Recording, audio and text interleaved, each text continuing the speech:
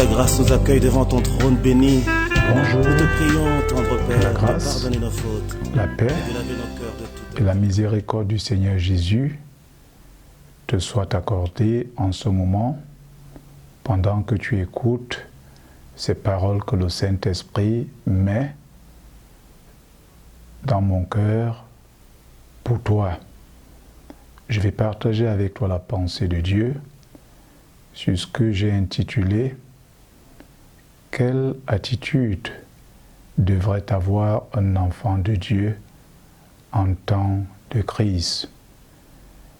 La Bible nous enseigne qu'il y a des crises. Il y a des crises de tout genre. Et quelle devrait être l'attitude d'un enfant de Dieu?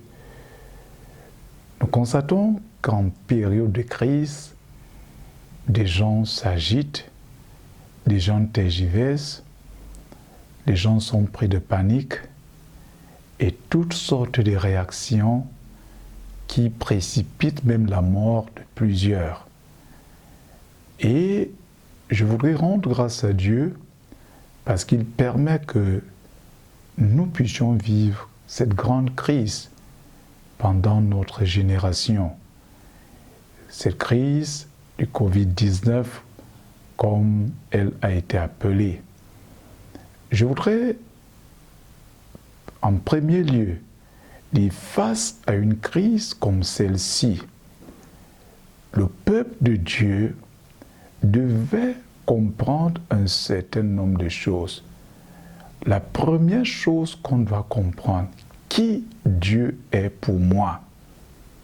Qui Dieu est pour moi? Et c'est à partir de cette première question que dépendra notre comportement face à des crises. L'apôtre Paul, un homme très courageux, pouvait dire dans Romains chapitre 8 au verset 31, parce qu'il connaissait qui Dieu est pour lui, il peut dire de manière haute et forte que si Dieu est pour moi, qui sera contre moi? Que signifie si Dieu est pour moi? Il voudrait tout simplement dire, si j'ai donné ma vie à Jésus, si j'appartiens à Jésus, si je suis devenu son enfant par le biais de la nouvelle naissance, si je marche selon ses prescriptions, si je vis la vie normale d'un enfant de Dieu, il déclare donc ceci avec assurance. Qui sera contre moi? Qui sera contre moi? La première chose devant une crise est de savoir quelle est ma position. Ma force pour affronter la crise dépendra, n'est-ce pas, du rocher sur lequel je me tiens. Dans Matthieu chapitre 7, à partir des versets 24 en descendant, la Bible nous dit que lorsque on a bâti notre foi sur le roc qu'est Jésus, non pas sur du sable mouvant, lorsque le vent va venir, lorsque les pluies vont s'abattre, les torrents vont déborder, parce que nous avons bâti notre foi sur le roc, il sera impossible que les eaux puissent nous emporter. Il sera impossible que là où les gens se noient, que nous puissions nous noyer. Il sera impossible que nous mourions comme des hommes ordinaires. Non, cela ne peut pas arriver parce que Dieu est pour nous, parce que nous avons choisi de lui donner nos vies et de vivre pour lui. Écoutez, je vais nous dire quelque chose. Dans Jean chapitre 14, que je vais lire, le verset 20, il dit « En ce jour-là, vous connaîtrez que je suis en mon Père et que vous êtes en moi et que je suis en vous. Voilà un passage que nous venons de lire qui nous montre qu'en Christ, on est en sécurité totale et complète. Jésus est en train d'expliquer aux disciples un mystère qu'ils ne connaissaient pas et qu'ils ne comprenaient pas. Il est en train de leur dire que face au danger, face aux calamités de ce monde, quelle doit être mon attitude? Qu'est-ce que je devrais faire? Comment est-ce que je dois me comporter? Dois-je me laisser être emporté par n'importe qui, être pris de panique? Non. Il dit aux disciples ce qu'ils ne comprenaient pas. Et j'aime ça personnellement parce que c'est ce qui fait ma force à moi. C'est ce qui me permet d'avancer. Parce que je suis avec le Créateur du monde. Écoute ce qu'il dit. Il dit, en ce jour-là, de quel jour il est question? Du jour où viendront les crises de tout genre. Maintenant, nous faisons face à une crise sanitaire très sérieuse. Les hommes ont peur de la maladie. Les hommes ont peur d'un petit virus qui n'est pas visible à l'œil nu. Mais pour ceux qui sont en Christ, voilà ce que dit la Bible. Je voudrais que quelqu'un me dise le contraire. Il dit, vous saurez en ce jour-là, vous connaîtrez que je suis dans le Père. Écoutez, Jésus dit, il n'est pas à côté, il est à l'intérieur du Père. C'est comme quelqu'un qui, pendant une grosse pluie, est tout simplement dans une maison. Il n'a pas besoin d'avoir peur comme celui qui est à l'extérieur. Il dit, vous saurez que je suis dans le Père, le lieu le plus sécurisé. Lorsque dans un pays, son équipe nationale remporte les trophées, où est-ce qu'il se garde? Les trophées ne se gardent pas à la merci de tout le monde. Je veux croire qu'ils sont sécurisés à la présidence. Et nous sommes un trophée acquis de haute lutte par le Seigneur Jésus-Christ de Nazareth. Et Jésus dit, vous saurez que je suis dans le Père. La force de Jésus, le courage d'avancer face à toutes sortes de calamités, c'était sa position dans le Père. La position de Jésus. La deuxième chose qu'il dit, que vous êtes en moi. Vous êtes en moi. Vous qui? L'Église. Vous qui? L'ensemble des croyants. Et ce sont ces genres de vérités que le diable ne veut pas que le peuple de Dieu connaisse. Il ne veut pas qu'on connaisse. Jésus en qui nous avons cru est dans le Père. Première chose, nous qui avons cru en Jésus, nous sommes en Jésus. Il dit, vous êtes en moi. Il dit, et que je suis en vous. Si j'avais un stylo, je devais dessiner un diagramme pour que vous puissiez comprendre. Le premier diagramme que je devais considérer comme étant Dieu le Père. À l'intérieur de ce diagramme, grand diagramme, un autre que je pourrais considérer comme Dieu le Fils. Et l'autre le troisième que je pourrais considérer comme étant notre position. Jésus dit, vous saurez que je suis dans le Père et que vous êtes en moi.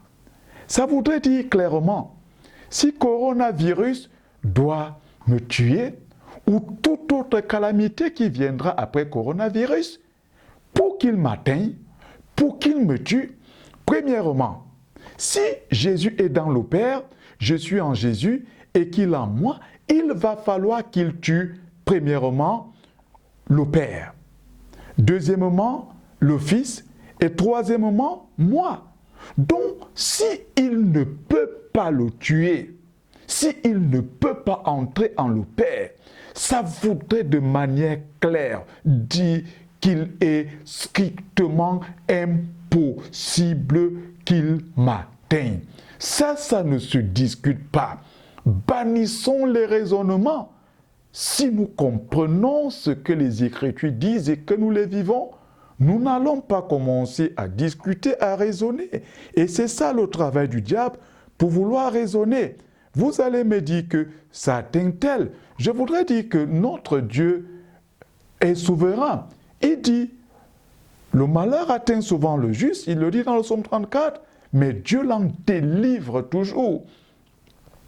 Il l'en délivre.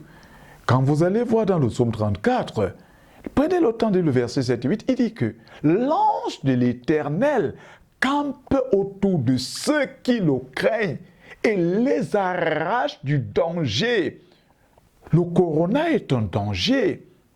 Il y aura d'autres calamités qui viendront. Il y aura d'autres dangers. Il y en a même présentement. Des dangers de divers genres. Mais parce que je suis Jésus et en qui j'ai cru et dans le Père, et que moi je suis en Jésus et que Jésus est en moi. Mais attends, c'est impensable. Je ne dois pas dormir sans dormir.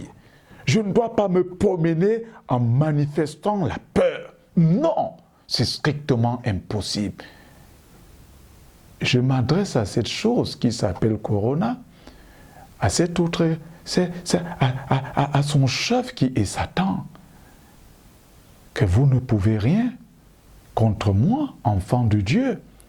Vous ne pouvez rien contre un enfant de Dieu. Je connais ma position. Et toi, enfant de Dieu, connais. Ok, je voudrais répondre à votre préoccupation au sujet de tout ce qui se passe en ce moment dans le monde entier. Beaucoup s'appuient sur Ésaïe 26 au verset 20, qui voudrait qu'on se confine, qu'on se cache, qu'on ait peur. Je voudrais dire que lorsqu'on ne prend pas une chose dans son contexte, on pourra dire tout ce qu'on veut. Lorsque nous lisons dans toute la Bible nous le démontre. Elle nous dit que tous ceux qui ont fait une expérience personnelle avec Dieu, tous ceux qui connaissent Dieu, que ce soit dans l'Ancien Testament, que ce soit dans notre ère, les apôtres, je peux regarder Paul face à la menace grecque des Romains, des menaces terribles. Quelle était son attitude devant une maladie? On a vu des grands hommes comme les John Knox et bien d'autres. Quelle a été leur attitude face à des calamités? Quand tu connais Dieu, tu ne trembles pas. Écoute, je vais te dire, voilà un verset simple. Luc chapitre 10, verset 19. Dieu te dit, je te donne le pouvoir de marcher sur les serpents, les scorpions et sur toute la puissance de l'ennemi. Il te dit, rien ne pourra nous nuire. Ça ne sert à rien de réciter les versets. Dieu ne nous a pas laissé sa parole pour la réciter, mais il nous la laisse pour la vivre. Il nous la laisse pour l'expérimenter. Regarde, nous connaissons des gens comme Abednego, Meshach, Shadrach. Vous voyez, voilà des gens qui connaissaient leur Dieu. On leur dit, ok, on va vous jeter dans le feu.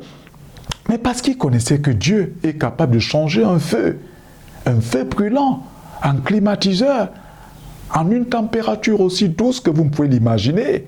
Ils n'ont pas seulement récité, déclaré, mais ils ont dit, nous allons dire et affronter la chose.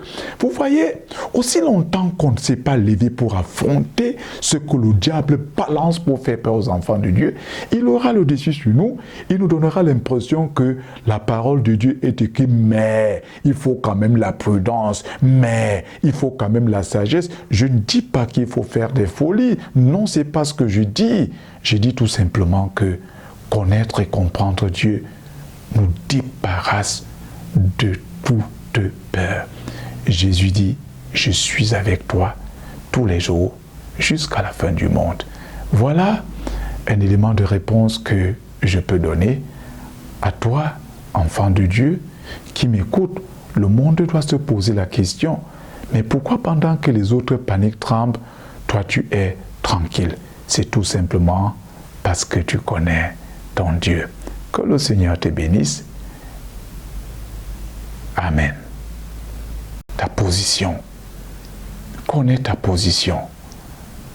Et je chute en disant ce que Jésus a dit. Je vais dire le Saint-Esprit dans le livre d'Ésaïe.